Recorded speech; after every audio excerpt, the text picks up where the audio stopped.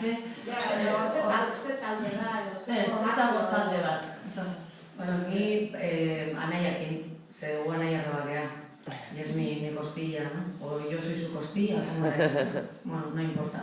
Anaiakin abestuko dut, ze, bueno, elkarrekin goaz beti, eta, bueno, zuek jarriko Maite dituz eta Jon Kellyrekin dator, eta egongo da apoioko banda bat, Antxon Sarasuak zuzentzen duena, izango da pianoa, bajua eta bateria.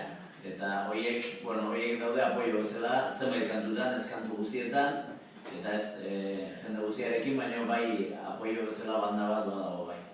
Eta kapela ere. Eta kapela kantuak, bai, Siberuko Pirineotako kantaera hori ere hor presente izango da, Mai eta Xelinekin, eta bueno, horixe ez. Estilo mailan ere oso joera desberdinak ez, aipatu ditugu pixka bat lekukotasunak ez, geografikoa ere, aipatu dugu generazionala eta estilistiko ere aipatu genezake ez, desberdintasun estilistikoak, kartela ikusita, horrekin bakarrik ikusten da ez.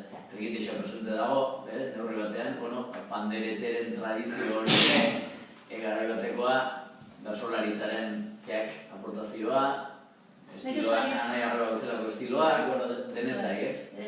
Mikel, nik ezakit desbelatu beharko, agian, txante bat, esatea, agian, interrelazionatu gintezkera. A lo mejor nos podemos interrelacionar gente que nunca hemos cantado juntas. Eso estaría muy bien, si lo logramos, yupi.